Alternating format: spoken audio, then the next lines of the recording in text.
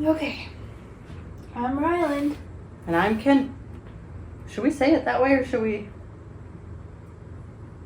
She's Ryland. Hello. I'm Ryland. And I'm Kendra. And we might regret this. You left out on mine, I'll leave out on yours. Get a load of her. Oh, man. Alright. What are you covering? Reddit stories, because I've had a hell of a week. So we're keeping it simple and easy. Okay. Is there a specific... No. There's no theme to this. There's no theme to my life. Okay. So, this one is from Best of Redditor Updates. So we know it's probably going to be good. Those tend to be your favorite? It's because they get multiple parts. You don't just get a portion of it, you know? That's fair. Alright. Am I the asshole for asking my half-sister not to have my dad walk her down the aisle? That kind of sounds like it. Yeah. It's a juicy one. Before my mom and dad married, my mom was in a relationship with another man that produced a daughter, Mary. They broke up shortly after Mary was born, and within 6 months, our mom had married my dad.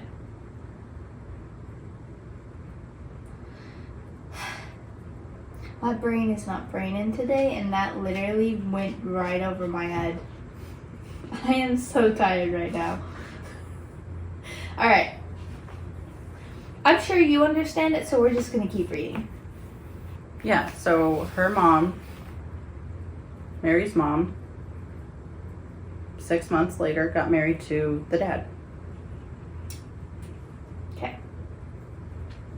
They've been married for nearly 30 years and share 4 children, myself plus 3. Mary is close with our sisters and brother, but she and I have never really gotten along. We're just different personalities and see little of each other so as to remain civil when we are together. We both became engaged to Mary around the same time. That's going to complicate things. My dad has always loved Mary and viewed her as one of his kids, despite Mary having her own loving father. Mary's dad battled cancer at various times of his life, and unfortunately he died when Mary was 20. I suppose I've always been a little jealous that my dad has always viewed Mary as his child and she got the love of 3 parents. My dad has often said that part of falling in love with our mom was aided by baby Mary. I understand that a stepfather can love a stepchild just as much as a biological child, but factually I am my father's oldest child, his first daughter, and I always thought I would be the first child he walked down the aisle. The first daughter he shared a father-daughter dance with. I always thought that I am entitled to this as the first daughter and first child. Are you good over there? Oh my God. I'm trying to get comfortable. Mary has mentioned in our family Zoom chats that she's always considered asking my dad to do the fatherly task at her wedding, walking down the aisle, giving her away father-daughter dance. But she might also ask our brother or one of her uncles from her dad's side who she's very close to. After that chat, I called to talk privately and asked her not to have my dad walk her down the aisle. I explained everything as I have above, apologized to her that her father can't be here, but my dad is not her dad, and I can never get back any of those first if she takes them. I pointed out that despite Mary not being his real child, my dad saw her first words, her first steps, her first everything because he's been in her life since she was less than a year old. And when I came along, none of those were as special to my dad as they would have been, and he refers to me as his second child. FYI, Mary has never considered my dad anything more than a stepfather. They get along well, they love each other, but Mary has always been clear that her dad is her dad, and my dad was her stepdad. Mary was incredibly offended by my request and called me a few choice names and logged off. She is now ignoring my calls and texts as I tried to further explain. She obviously told her mom and my dad because my dad sent me a text telling me he was disappointed in me and that families come in all shapes and sizes. It was never my intent to hurt anyone, but I feel very strongly about this and had to speak up or regret it. Was I an asshole? Yes. I come from a family of, I have my adopted dad, I have my stepdad, and there is a sperm donor.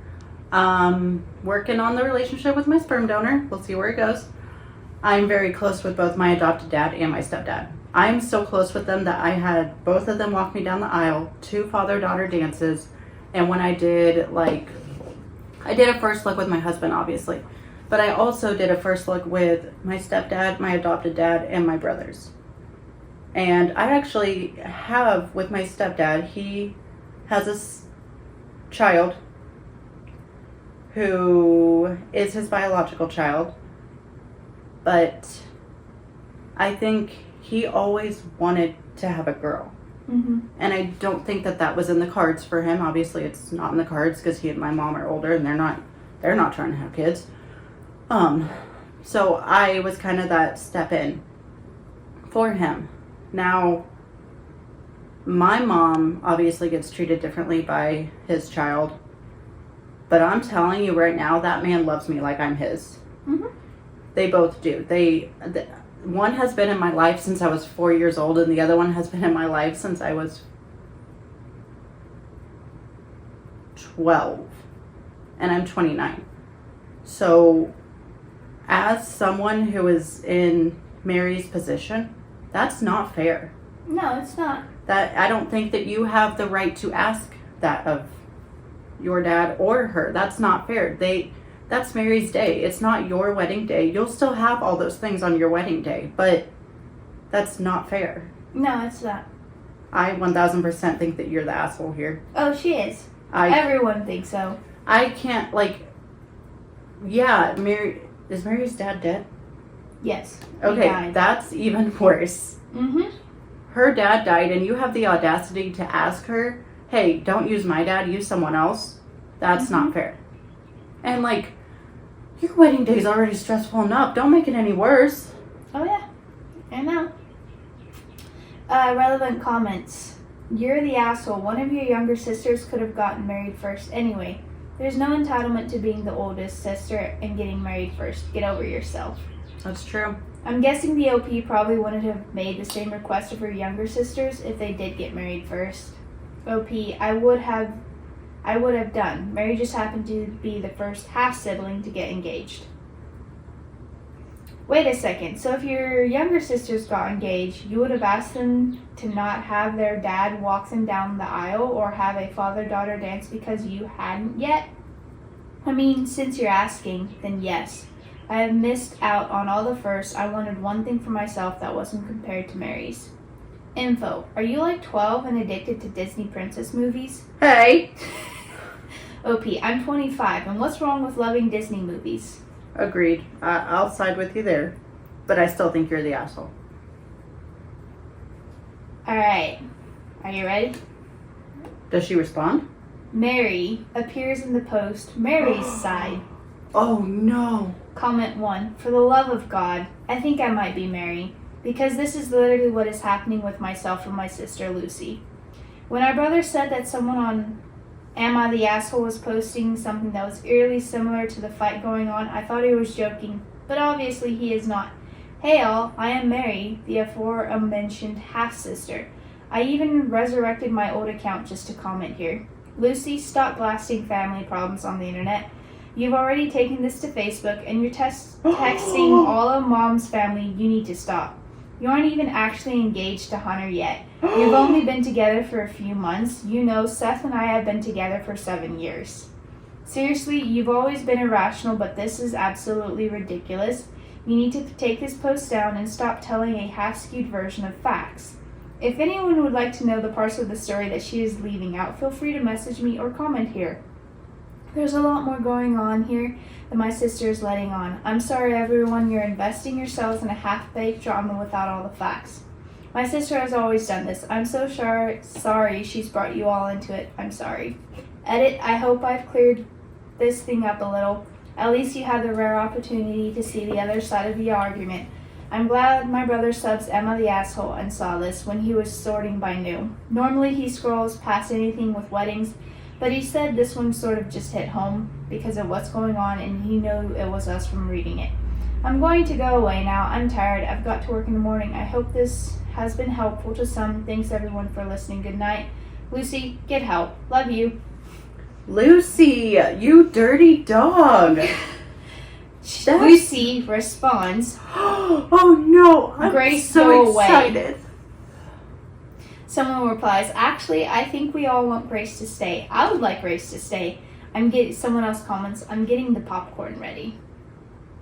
What is OP leaving out from the post? Comment 2. Okay, so basically, my dad did not just die.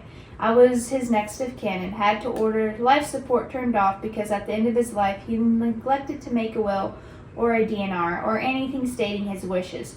So at 20 years old, I essentially had to kill my father, and I went through a severe mental breakdown afterward. Lucy's father, my stepdad, who I've never referred to by his first name but as Pa, was instrumental in helping me heal and move on from my dad's death. If it hadn't been for him being a father to me, I might not be here today. He and I talk at least 3 times a week. We also share several online game teams with each other, and we have lunch at least 4 times a month and just catch up. OP, hereafter known as Lucy, has always been jealous of me because I got the best of both worlds being a 50-50 kid. My dad had more money than my mom and pa because he had 1 child, so my lifestyle was vastly different than hers. I tried my best never to flaunt it, but little kids make mistakes in learning. Lucy also has a habit of saying she's in these deep relationships when she isn't. I have been incredibly lucky in my love life. I met my fiancé Seth when we were in our early 20s, and we just fell for each other. We were talking marriage within the first year, but held off until we were more mature, older, and wiser.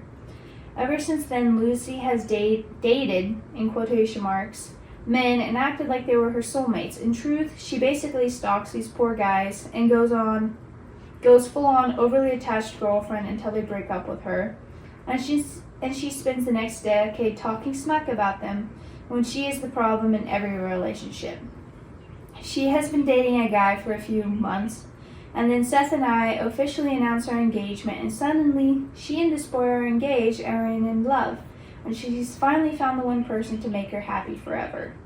And she didn't ask me to not have Paul walk me down the aisle. She ordered me not to. It was never a request out of sisterly love. She sent me a curse and insult-laden text message demanding that I have someone else walk me down the aisle or I'd be sorry, whatever that means. Paul isn't just disappointed. He and Mom aren't speaking to her right now because after I told him about Lucy's latest meltdown, Paul called her and Lucy went off on him.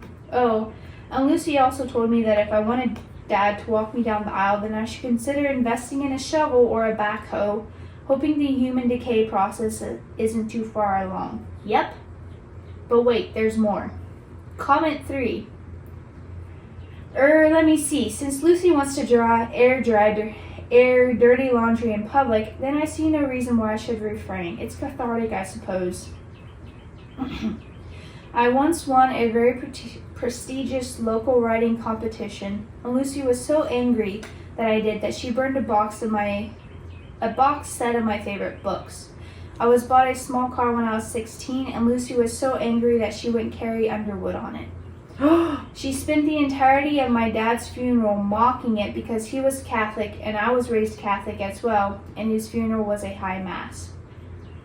I did a little acting when I was in my early 20s, never got famous, but I got a nice little chunk of change, one role that got me a little press attention. Lucy, then a teenager, shared several embarrassing stories and photos with the reporters.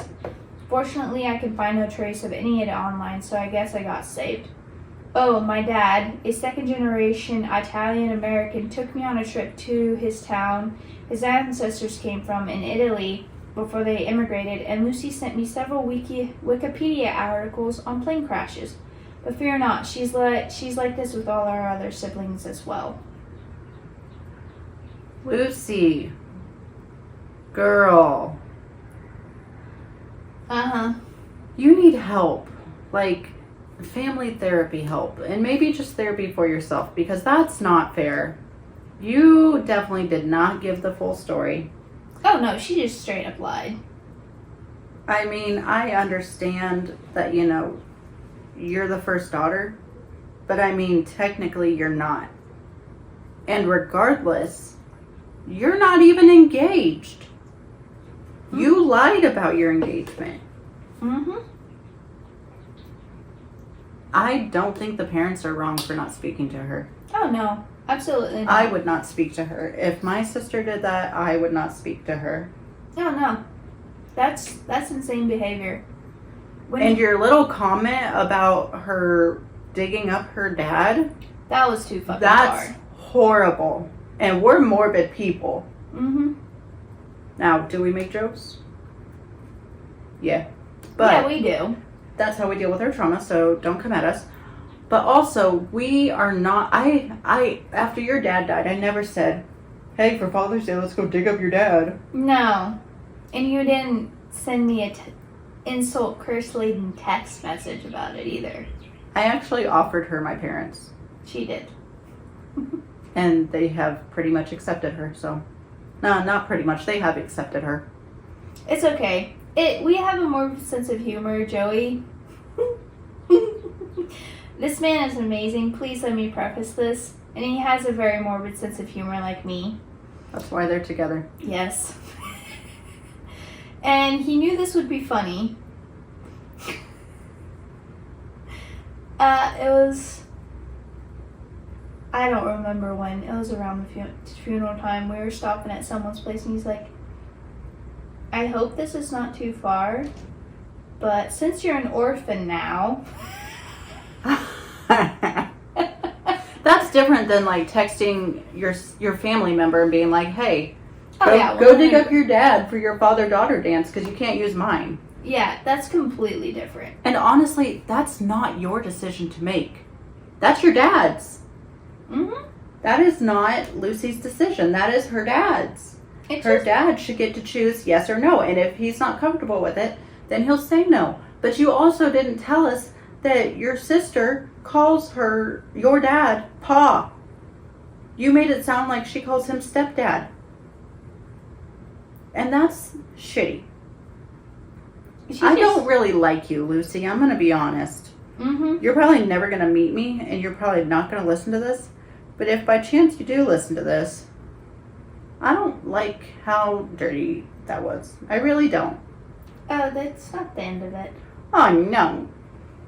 When told OP is getting torn apart in the comments, comment 4. I see that. I know it seems like she deserves it, but honestly, it won't do anything. From as far back as the age of 7, she has had teachers and other adults advocating she get therapy. Our parents put her in therapy, but she stopped going when she was 13, and the therapist couldn't do anything about it. Around the age of 10, our mom and pa and the kids actually moved to California for mom's career. I stayed behind in New York with my dad because I couldn't stand living with Lucy anymore. She was like this as a small child. None of this is new behavior. I love her and I wish she would get help. She has moments where she can be an incredible person. She's an advocate for animal rights and has saved over 100 animals that otherwise would have died or been killed. She volunteers at nursing homes and homeless shelters. She once raised over $20,000 for a local domestic violence shelter. She's an amazing singer. She can paint, dance. She's smart as a whip and got a doctorate at age 22. She's also just nuttier than squirrel poo. When told her parents failed OP, trust me when I tell you they tried. Her dropping out of therapy, that wasn't where they stopped. There were so many therapists, so much one-on-one with her so she'd feel valued. There's a lot I can't detail on Reddit because even our nutty sister deserves privacy, medical privacy, but our parents tried as hard as they could. Some people just don't want to be helped, but they tried. Final comments from Mary. Mary/Grace, I would like to take this opportunity to tell you that I hope you have the most beautiful wedding imaginable, surrounded by people you love and who care about you. I hope your Paul walks you down the aisle and there's not a dry eye in the house. I hope the food's delicious and the cake is the best damn cake ever, or whatever dessert you want. Pie is underrated as a wedding dessert, I think. I hope you don't let Lucy's jealousy and selfishness get in the way. You have the most amazing wedding ever. I have never been more invested in a stranger's wedding, but damn it, Grace, you deserve it. Mary. Thank you. You're very kind. It's going to be a very small, very intimate, very safe affair. My groom and I recently bought a property that has a large field and we're hoping for the summertime. We get some gorgeous fireflies along the tree line, and there's room enough for the tables and dancing and all that. My Italian side is bringing pasta and Italian desserts. My mom's side are bringing a pork smoker, and we're going to have a pig, some seafood, and a whole smorgasbord. Dude, that sounds amazing. Mm-hmm. Then I guess we'll just get drunk and wake up wherever. We'll see how it goes. That's the end of it. But like that's the important part. You get to marry the person that you love. Mm-hmm. So yeah, that was the first Reddit story. Some people. That one kind of hit home for me. I know. I'm sorry. Because I know there was a little bit of debate when I got married, because my real dad thought that he was going to walk me down the aisle, and that was never really an option in my mind. I couldn't let someone who basically forgot me as a child have that. And I can't imagine someone being like, hey, that's my dad, so can you find someone else? Yeah, that's just shitty. You know how I feel about your sperm donor. And you lied. That's what I can't get over. You lied. Oh yeah, she straight up lied. It's ridiculous. It sounds like she needs help that she's not willing to get. She could be an incredible person, but she chooses not to. That's so sad. I think I finally figured out the mic. Ooh, yay. Sideways. Here's another one. Best of Redditor updates. This one's fucking hilarious. It is hilarious. Oh no. Am I the asshole for retaliating against one of my bullies for something he repeatedly did to me 26 years later?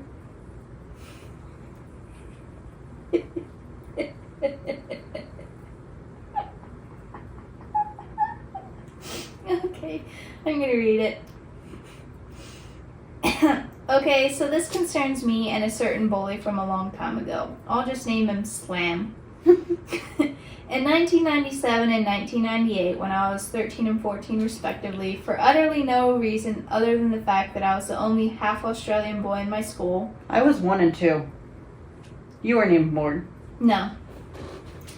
In the city of Ipoh, state of Perak, country of Malaysia. I butchered that. And didn't speak Mandarin fluently. Everyone in my class... Mandarin?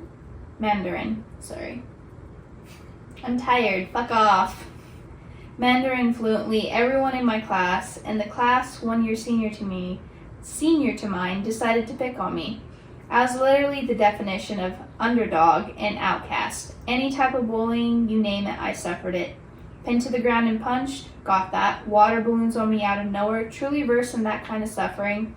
And a fistful of chalk dust in my face, yeah, nothing new. Slam was, of course, one of my tormentors. He had a special bullying move of his own. Whenever we were playing basketball, none of the others bullied me on the court except Slam. He made it his mission in life, when he got the basketball, to run to me and throw the ball at my face as hard as he possibly could. Sometimes I dodged the ball and got lucky. Other times it left me with a very sore nose or watering eyes or a bleeding lip. Slam did this to me anywhere between 30 to 40 times over the 2 years of torment, and I never managed to get back at him then. It reduced me to tears quite a few times getting a basketball to the face. That's fair.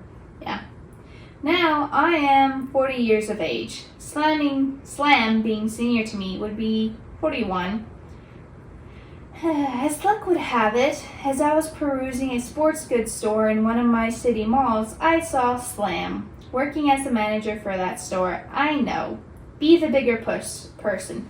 Put it all behind you. Let bygones be bygones. That's all excellent advice. But be the petty person. Do it. I couldn't help remembering how this person had made my life living hell in 1997 and 1998. The fury and hurt of the past just bubbled up despite 26 years of time separating it. That's fair. I can't wait to hear what you do. I walked up to him. Of course, he recognized me and started acting all affable and friendly, asking me if there's anything I wanted. I calmly told him I'd like to see basketballs. Off he went and got a fine Spalding NBA ball for me. Mind you, he's 40 years old. You think anything went through Slam's head? Like, I don't know. I want to know. Once it was in my hands, I calmly and clearly stated, "Hey Slam, this is for 1997 and 98. And with all my strength and hatred I didn't know still existed in me, I flung the ball at him and caught him in full force in the face. To say he was shocked was the understatement of the year. I ran off as fast as I could and didn't stop until I got to my car. my guy, did you get banned? I felt fulfilled, like I got back something I was owed after 26 long years. However, my mom calls me vindictive and evil. My wife, meanwhile, chided me for not being able to let go of the past. My aunt also said, holding on to grudges like that will only kill you faster. So Reddit, please tell me, am I the asshole? No. My guy, you had that coming, Slam. You did that to yourself, honestly. It's a 40-year-old man running from the store like a little kid. Fair. I feel like... Hopefully he had a decent car where he didn't have to get his keys out to unlock it. This is Best of Redditors updates, by the way. Alright. Relevant comments.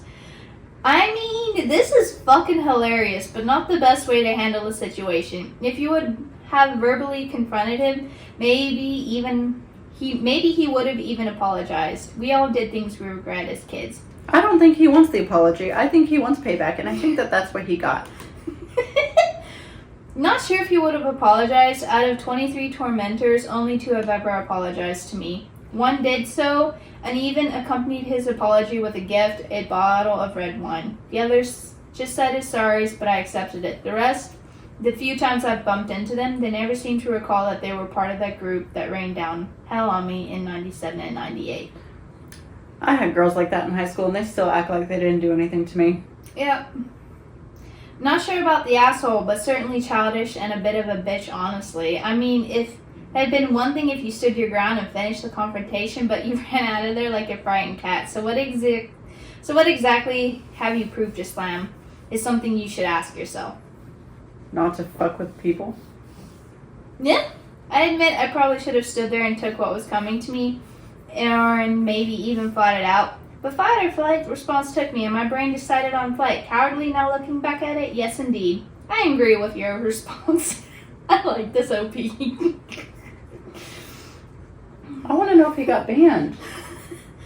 You're a coward. You literally hit and run. There isn't anything to be proud of, as you didn't finish what you started. I can admit, the hit and run wasn't ethical or fair, but how about the times these 23 thugs ganged up on me? Totally 100% secure in the fact that they were invincible because it was 23 against 1? That's a fair point. Mm-hmm. Alright, 9 months later, there's an update. Is it Slam? Mm-hmm. It's about Slam. No, is it Slam? Like, did Slam find it and be like, hey? Oh, no. Damn. Alright, I know it's been almost a year, but I finally decided to go and resolve the situation. Opinions were divided on my original post. Some called me an asshole for taking out my trauma for being bullied so many years later. Others said, while I was an asshole, it was justified. Still others said, no excuse for bullying. My former bully, who I named Slammed in the post, deserved it. Well, I decided to give the matter closure anyway. I decided to go and find Slam at the store, talk it out, and resolve it earlier today. You good? There's a wasp in here. Ooh. I went to the store after lunch, and Slam was doing his rounds inspecting the sports gear. He looked surprised to see me, and I raised my hands and told him I wasn't going to cause trouble, but I wanted to talk things out. I didn't mince my words. I started off with a direct apology. I'm sorry for hitting you in the face with that basketball almost a year ago. I have no excuse. I was angry and let past anger just overwhelm me. I failed to control myself. It was my fault. He shook his head, and his response surprised me in turn as he said, I have no excuse also. I remember what I did back then, and I was really a jerk. One hit in the face, I think I got off easy. Then the biggest shock of all, both of us started laughing at that. Slam then said, "Look, come with me for a coffee. It's on me. I don't know how to patch everything up I did to you, me and the other guys back then, but maybe we can have a coffee as a start." I accepted. We went to a cafe in the mall after Slam instructed the supervisor under him to take charge while he was away, and we talked. I showed him some of my pictures of my family. He showed me pictures of his. He was glad to know I was in the tutoring industry, and even said he might send his oldest 6 female to me for tutoring. We also found out we enjoyed some games in common, namely Borderlands 2, Diablo 3, and Doom 2016. After the coffee, he went back to his work. I headed to my car on friendly terms. So yeah, nothing dramatic or surprising, but a dignified and polite resolution to the matter. I was finishing up preparing my tutoring notes tonight, and I thought I'd post this update just in case anyone was wondering if the matter unfolded any further. Well, it's done and over now, and I'm glad to say the shadows of my past have grown a little less dark now. Good for you, because you got revenge and then you were responsible, and that's something. You know, a lot of people will just go get revenge, or they'll just be responsible, and you did both, and I'm proud of you. I feel like it's fair. Also fucking hilarious. Mm-hmm. I can't get over, like, picturing him running to the Oh, car. I know. Because I just picture, like, you know, we play Rico, and I just picture, like, the wisp. Or as I call him, what do I call him? Oh, pervy freak. Mm-hmm. I hear the pervy freak. Yep. She says that a lot. Although sometimes I think I hear him, and it's actually your husband. His mic is really good. It'll pick him up whispering. I know. We need that kind of mic. That was the other one I was telling that we were looking at buying. Yeah, well, this is a good start. This is better than stupid. We just need to update this, and maybe we don't. I'm honestly thinking maybe we should just get the ones that you pin to your shirt. Oh. Because they'll Bluetooth to the phone. Oh. Can it Bluetooth both? Mm-hmm. I don't know. We spent a decent amount of money on these, so we're going to use them for a while. Yeah.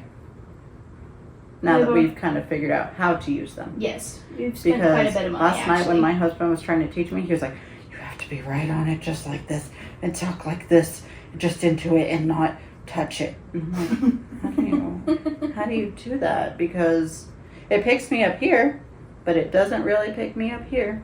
But it does here, but not here. But it just must be a forward-facing mic.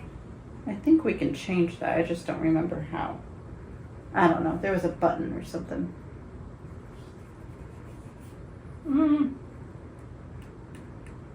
I don't know. I don't want to mess with it and mess everything up, so. I would like to hear your opinion on this, because I think we'll have the same opinion on this one. Best of Redditor updates. We are at 34 minutes, just so you know.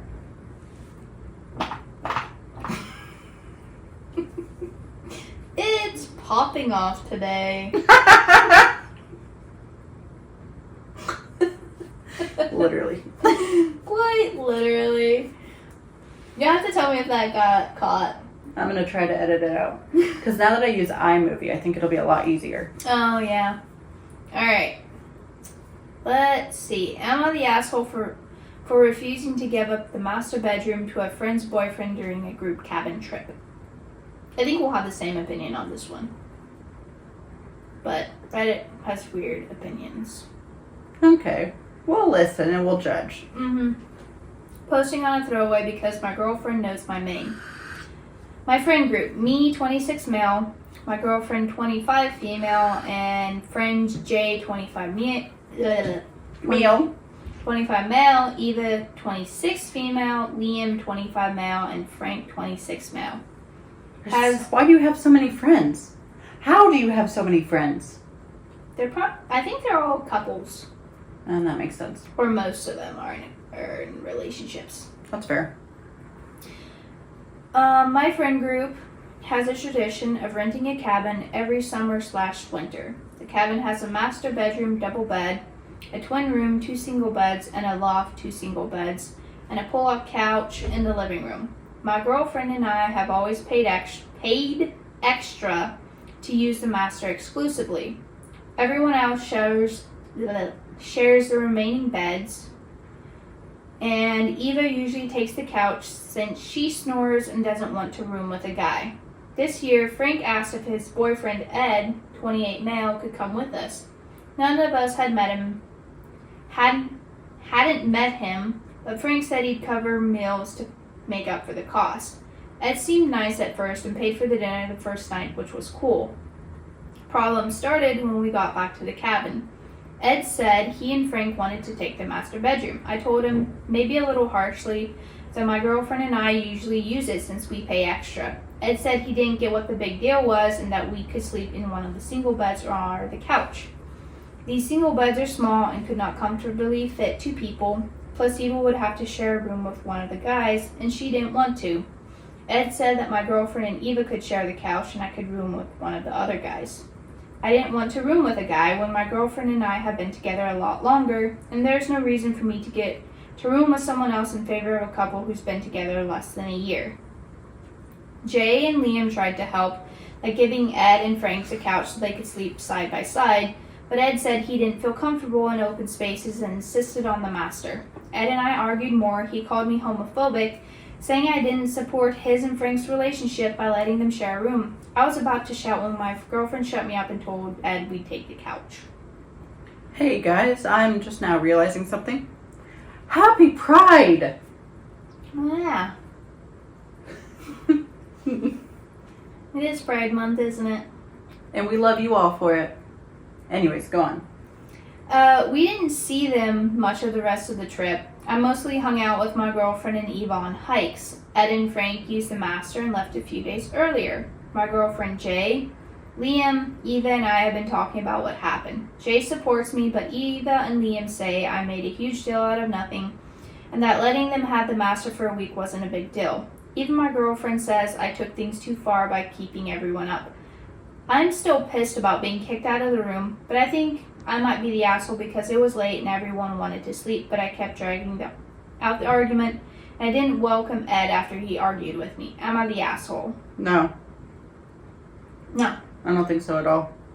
If you guys pay extra, here's our concept.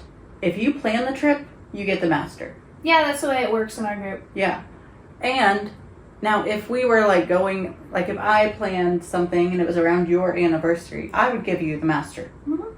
But in our group, I usually tend to be the one that plans it. And we split it 4 ways. Uh-huh. It's just the person who puts in the most effort gets to reap the most benefits. Mm-hmm.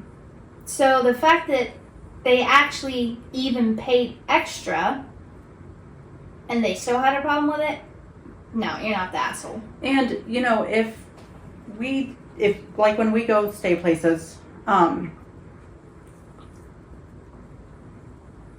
you guys decided that you wanted the master, that would be fine as long as I hadn't already unpacked. Mm-hmm. If I had already unpacked, I'm sorry. That's a lot of shit I gotta move back, and I'm not doing it. Yeah. But it's an open thing for us, so it's a very open conversation for us. And most likely, if we are going on a trip, all 4 of us go in one vehicle. Mm-hmm. We don't take 2 different vehicles because chances are we're all going to the same place. Correct. But also, if we do like, when we do girls' nights, we always get a room with 2 beds. We don't usually end up sleeping in 2 beds. Nope, we sleep in the same bed. It's College, codependency. it is codependency. It's okay.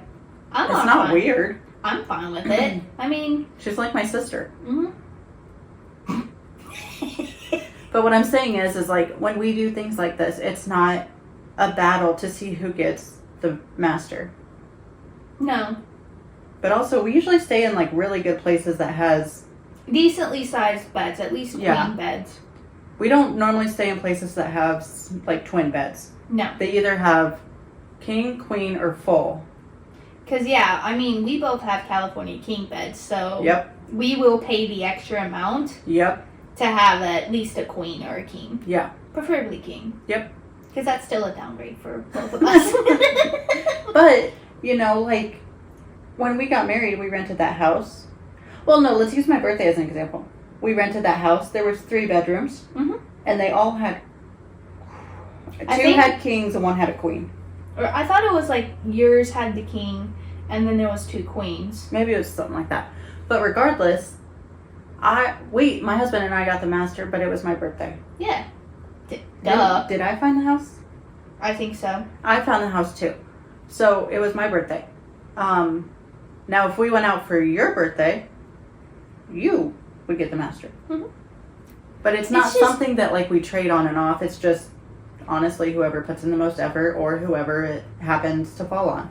And I feel like that's fair. And we also openly communicate it beforehand. We communicate it beforehand. Well, and we look at the places we're going to be staying, and if the other couple doesn't like that room, we're not going to book it. Yeah, like, and we do it together. Like, when it comes to booking the hotel, we all have to agree on it. We don't do hotels. We mainly do Airbnbs because we like the homey feel, and we like to be able to have our own areas, but also have like a place where we can all eat breakfast together, or we can all watch TV together, or play board games. So it really, I think it depends on the friend group, and it should be something that's communicated. I do think that it sounds like they did communicate it. It was the addition that expected something different. If you're coming into a group, this does not look good for you. No, don't cause ripple effects. Yeah. Don't come into a group and cause ripple effects. I'm just saying, like, here's the thing. No, I'm talking to specific people. No, I know, but what I'm saying is, like, if you're not friends with everyone there, try and be on your best behavior until you get to know them. Especially if you're just now meeting them. And honestly, I think it's kind of rude to ask a couple that's been together for, years? And you guys have only been together for a couple months, and you're like, I want the master. Okay, I want $1 million. You don't see that happening. Like, we can't always get what we want, and you're very entitled, and I really don't like that. No. Alright, some of OP's comments. Commenter, why was the bed situation not discussed as soon as it was agreed that there'd be an extra person/couple on this trip? Also not the asshole. The cabin has enough beds to sleep 8 people. 2 on the couch, 4 on the twin beds, and 2 in the master. This was my fault because I didn't think about it until we got to the cabin. I incorrectly assumed Eva would continue to sleep on the couch and Ed would take one of the spare twin bed. Commenter, did Ed and Frank pay you back the extra you paid for the master? No, they didn't. I'm not speaking to Frank right now. Commenter, right. We pay extra to share that room should have been the end of the discussion. Ed sounds kind of entitled, and any of the solutions he suggested for you is something he and Frank could have done. It's ridiculous that you wound up paying extra to sleep on a couch, which also made things inconvenient for Eva. Eva ended up sleeping in the loft by herself, so she was okay, but this whole thing sucked all around. Well, yeah, because at that point, you've now divided the group into 2. Top comment, not the asshole. I have a few problems here. Aside from the fact that you paid extra, why did your friend not end this as soon as his boyfriend, who had never met you, cast you homophobic? Second, if this was his first time meeting the friend group, that is a horrible first impression. Joining a regular friend group vacation, he should be sitting back, figuring out the dynamics, and getting to know everyone so he gets everyone's blessings, something he did not do. Finally, if they just wanted a week away to have sex, it shouldn't have been on the friend's vacation group. Honestly, your friend is maybe the bigger a-hole for not standing up for his friends. I agree. OP, Frank has always been the quietest. I don't know why he didn't say anything in my defense because I never want him to think I don't support him or his sexuality. It seemed cool at first, paying for the dinner at a pricey place we ate at on night 1, but everything went downhill after that. I did my best to ignore them both after the blow up. Commenter, let's be honest, Ed wanted to be able to have sex. Ed sounds like trash and Frank needs to grow a spine. I feel like an idiot for not thinking about this until now, but it would explain a lot. Commenter, the real answer here is that everyone's asshole. Maybe is the asshole because you guys need to book a cabin that fits everyone. I don't understand why Eva has to sleep on a couch to begin with. I'm also super curious on how you guys are splitting costs. Is it per person, per room, or per bed? Is there a sliding scale? There's a room for 8 people to sleep just fine. I don't think about it. We usually split based on who has the best room. My girlfriend and I pay about 40% of the total cost since the master has its own bathroom. Eva pays 10% since she doesn't get an actual bed, and the guys each pay about 16%. Eva has always been fine on the couch. I've slept on it before. It's more comfortable than my bed back home. Also, before my girlfriend and I started dating, Eva and her shared the master so they could have privacy while we 4 guys slept wherever. I could have handled it better, but these changes were all very last minute, and after everything had been booked, I expected Ed and Frank to share one of the twin beds and be done with it. Commentary. You mentioned Ed paid for 1 meal. Did he pay for any other meals, or did I misunderstand the deal? He did. We went out to eat as a group 2 more times, lunch and dinner, before it became too awkward. On the 3rd day, he went out once to get more basic groceries for everyone, drinks, snacks, stuff to make sandwiches, and after that, we all did our own thing for meals. Downvoted. Commenter downvoted. Everyone's the asshole. Stop booking a cabin that only has 1 double bed for an annual group trip. You rent the same cabin every year, and by default, one of your annual guests is on the couch. It seems like trying to keep this tradition is going to ruin the tradition itself. Yeah, but she doesn't mind being on the couch. This current example is what happens when more than one couple comes. OP justifies by getting the only room because they paid extra. I don't like this comment. But I bet the other couple would have paid extra if they knew it was a choice to get a double bed or not. I'm not disagreeing with you with this, that this tradition will need to change if more couples eventually come. Ed joined after the cabin had already been booked, and I incorrectly assumed he would be okay sleeping in a twin bed in the same room as Frank. Before my girlfriend and I got together, she and Eva had exclusive use of the master bedroom for privacy. If anyone else in the group wanted it, they could pay what my girlfriend and I paid for it, and we'd sleep in another room. This has worked for us for 5+ years. OP is voted not the asshole. Yeah, I don't think he's the asshole. No.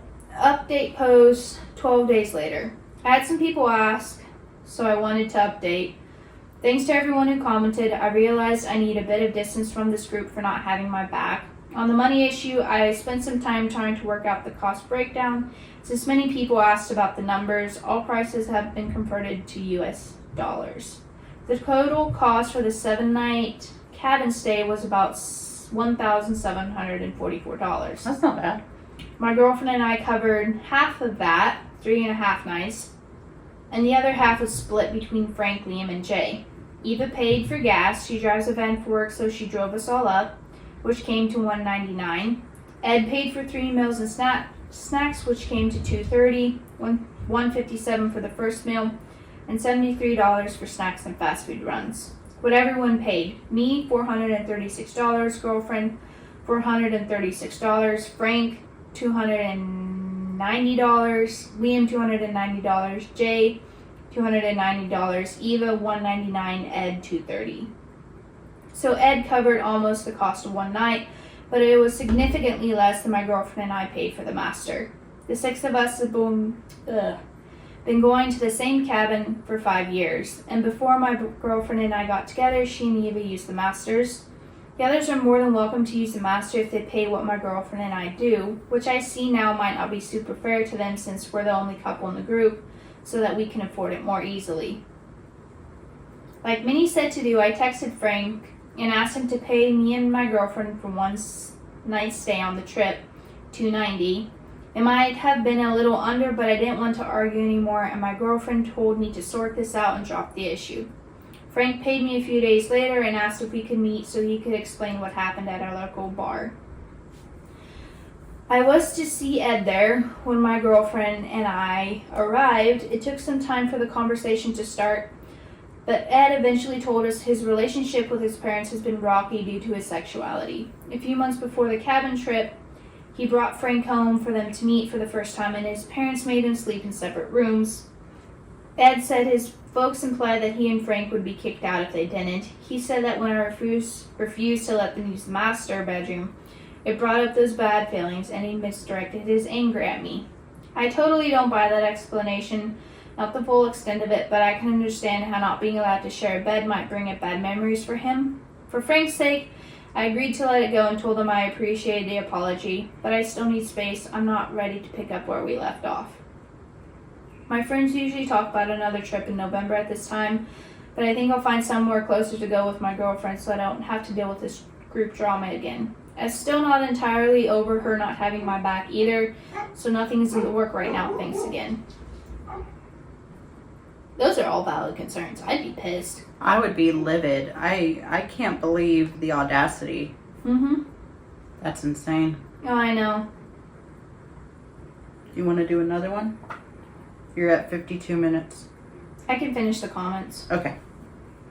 Alright.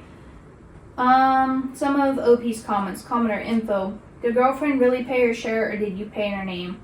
That would be the only way I could understand her not wanting to push the point and take the master bedroom, which is already paid extra for. Was she aware of exactly how much the two of you paid? She paid a portion. She's still in school and I covered a bit of her share. She knows how much the room costs because she paid her part in full before. Commenter. Usually people try to make a good first impression. If this did give him some sort of flashback to conflict with his parents, he is still in the wrong. Is your girlfriend just wanting to let go to keep the peace, or does she not see anything wrong with the issue? She told me she was tired and that if I stop waffling on the issue to make up my mind if I'm upset about the room and want the money back, or just to let it go because I'm making the entire friend group uncomfortable. We were friends in this group before we started dating. Feels like she sometimes puts the good of the group above our relationship. Holy shit. You pay so much more to use the master bedroom. Did Ed not realize it's such a huge difference when he was expecting the master bedroom be given to him? How is half your friend group against you when you're basically funding this trip to ensure you get the big bedroom? ... I'm not sure Ed knows exactly how much we spent. I asked Frank directly for the money and he paid without fighting back. Ed would probably know about Eva paying for gas, but he might have assumed my girlfriend and I pay a little more for the master, not almost 50%.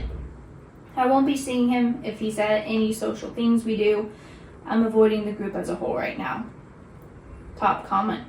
Whatever his explanation is, tagging along with an existing group as an outsider to a trip that's basically a tradition of theirs, being invited to the trip by one person from that group after the plan was already made, and then kicking out 2 core members from a room they paid for is shitty and an entitled thing to do.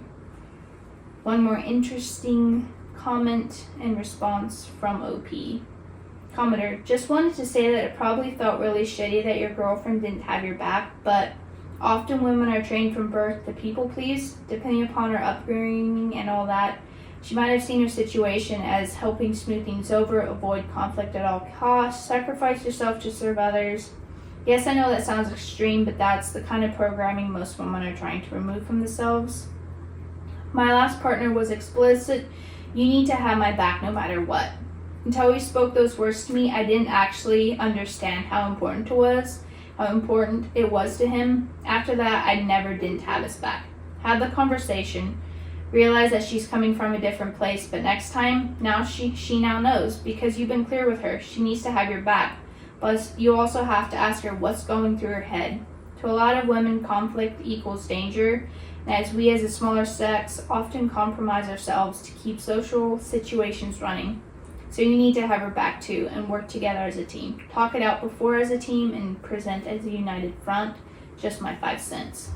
OP responds, want to say thanks for this. I've been reading this thread on the train home from work and it's the same words about how she's not acting right. But she's always been this way and I don't think I've ever told her how upset it makes me when she pushes me aside for an easier end to a problem. I'll have a lot to speak to her about. Yes, as far as it goes. Dang. That's a lot. You guys need ground rules. Yeah. And Ed needs to understand what he's coming into because obviously he did not, but also blaming them for something that you went through traumatically is not fair either. No. There's kind of the saying that I 100% believe. Having trauma, it can explain things you did. It's not an excuse. Yes. And as such, once you become an adult, yes, you were traumatized, but it is now your responsibility to deal with it. You're an adult. Yeah, Figure you your make shit that decision. out. You either deal with it or you make it worse on everybody else. Figure it out. You're an adult. There are so many tools in this world now to figure things like that out. At this point, you not doing that is a choice. I agree. That's where I stand on. That's why I say, like, go to therapy, talk to your doctor to see if you need meds, talk to a friend. Like, there are so many different available outlets in this today's age. To choose not to deal with your trauma in a healthy way is just a choice at this point. Yep. It's not the 1950s anymore. No, and we need to get in front of this because people, we are now going into a generation where the newest generation is watching us either deal with it or push it on to them. And I for sure won't be one of those people to push my trauma onto someone else. No. And that goes for relationships too. I will stand on that. My husband will be the first person to tell you, well, you will too. I am not the same person I was when I started therapy. No. I was a throw down, drag out, I'm not dealing with this, but I'm going to kick your ass type of person. And now I can sit with it, I can think about it, and then I'll figure out what I want to do. But at the end of the day, the decision is mine. I'm either going to deal with it or I'm going to push it off, which is just going to make it worse. And I mean, I did that too in my relationship. I had a lot of trauma that getting in a relationship, I didn't realize that I had. That it got to a point to where either it was my bad coping mechanisms and my blow ups and all that shit, it was either gonna be I deal with it or I ruin my relationship. Obviously, she dealt with it. Obviously, I'm married, very happily married, to the most amazing man in the world. He's okay. I'm kidding. He's great. All right, well. I'm Ryland. I'm Kendra. And we might regret this.